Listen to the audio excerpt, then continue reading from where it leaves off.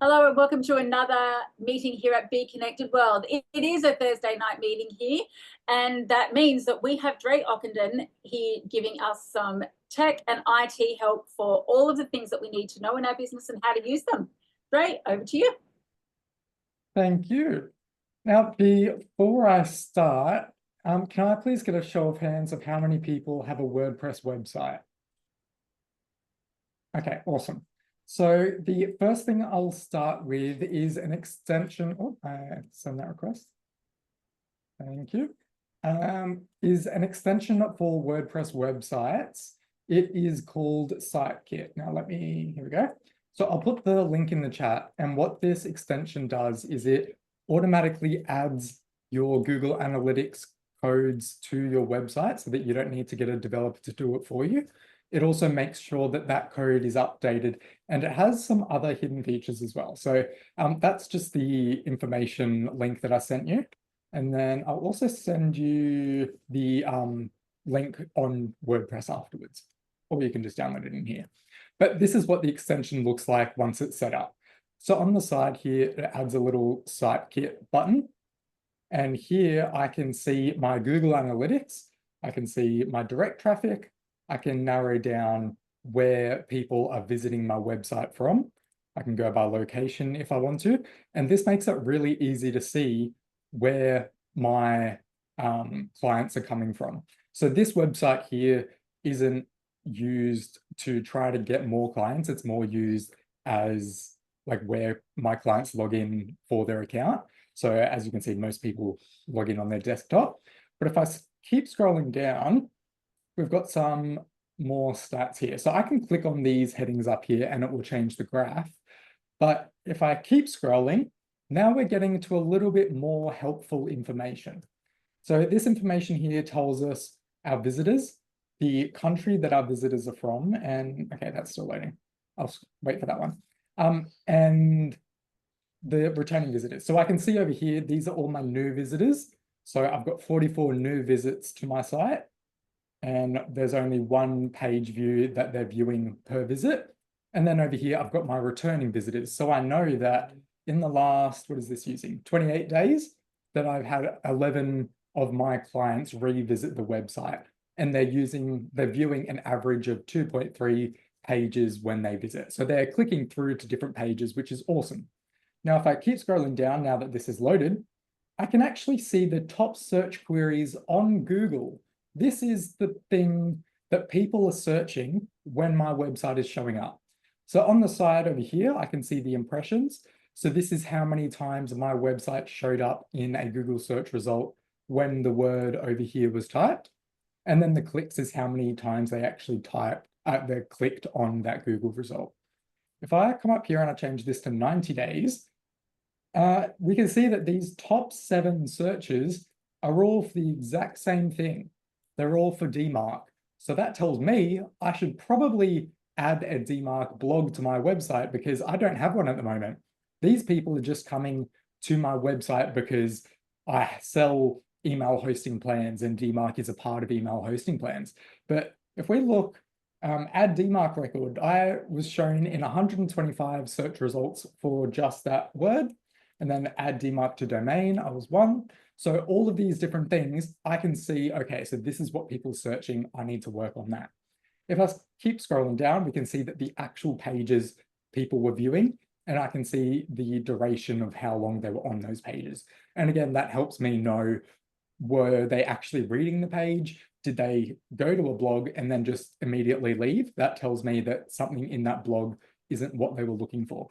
So this is really helpful for me to be able to break down who's visiting my website and to be able to see it in my website. Because the Google Analytics website has been changed a lot with all of the analytics updates. So this just helps me see it in a very easily laid out format. I can also go over to the settings over here and I can add more services. So if I have a popular blog on my website, I can add AdSense and Google will put Google ads on my website and then pay me for it. So if that's something that you're interested in, this does that for you. And it's also got a tag manager, which helps with things like the Google Analytics code. So this basically includes it into the plugin itself and does that for you. It also lets you add other tags for other Google services as well. The other thing is this Chrome extension. Now, all Google Chrome extensions can be used on Microsoft Edge. So if you use Microsoft Edge, this will work as well. But what this does is it's an extension. So if I come up here to my extension and I click on it, this is my Google Calendar. So I can see all of my calendar events. So this is today, got all of my events there. And if I, let me stop sharing that. Oh, this is going to look odd. How can I? Okay, I'll just have to do it. This is going to look really weird on all of your screens because I have a very large screen. But, oops. Where did I go? I moved it somewhere before and now I can't find it. Oh, it's under stuff. Okay, found it. Okay, so what happens is this little thing over here that I'm waving around, when I have a, oh, you can't see that, Lucia? No? Oh, you can, okay. So this little thing over here pops up on your screen when you have a calendar event that is due or that's close to being due. And the reason I like this is because it also plays a sound and I can customize the sound and everything. It's a very customizable extension, but I also like it because I can just hover over this little clock here. And if I just click that, it will snooze that reminder for 5 minutes. So if I don't want to put the bins out right now, I can just click on that. And now it'll remind me again in 5 minutes. And then this Be Connected networking, it was 1.5 hours ago. If I had the Zoom link in here, it would actually show the Zoom link under that and I can just click on it straight away. So that's very handy to have. And again, over here, I can just come in here and I can say, remind me tomorrow. So I find that really helpful for a lot of my meetings because I always forget when I have a meeting on. So having it pop up in my face and play a sound before the meeting is due and to have the link right there as well, it's just a lot easier for me. Are there any questions with that? I thought that your first topic was kind of ironic, and Lucia will know what I'm talking about. There was a mention of stats in another particular group that we're both in. And I said I have no idea how to find my stats on how many people visit my website. And now I do. Thanks, Drae. That's okay. I'm going to tell Misty all about it. Yeah. Because she was going on about her non-WordPress website and how she can track her stats. I think what you just delivered is much better than what she was talking about. So, great stuff. Thank you. It's I do have non-WordPress websites as well. And when it's a not WordPress website, you have to add the analytics code in, like in the actual code. But this having an extension just makes it so much easier. And I remember before this extension was made, you had to use like a third-party extension from someone else. And it just wasn't as good. This one includes everything, and it's free, of course. All of the extensions that I share are free. And it's called the Google Calendar Checker Plus. Checker Plus. Oh, I use Calendar. that. I love it. Yeah. Honestly, it remembers me. Google Checker.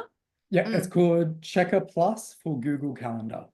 Otherwise, I probably wouldn't make it to half of my meetings if I didn't have that because of the bing every time. Yeah. I get it like, 5 minutes before a meeting and then when a meeting's meant to start. So it's like my reminder, oh, I've got to be somewhere. Got to get on Zoom. It's got to get in the car, handy. And another thing, can you see the extension here? Oh, yeah. I think you can. So with the extension, if you want to create an event, all you need to do is start typing. So I can say, take the bin out Thursday, 11 a.m. Spelled that wrong, didn't I? Yeah, I put a lot of stuff like that in mine too. And then if I press enter, oh, it's already been past 11 a.m. That's why it's asking if I want to do it for tomorrow instead. So yeah, it's like super simple. And as you can see there, it's got 11 a.m. take the bin out for tomorrow. So since I said 11 a.m., it knew that it's already been passed today. So it just automatically did it for tomorrow. So it's very handy for making quick like calendar events as well, because you just type it as you're thinking it.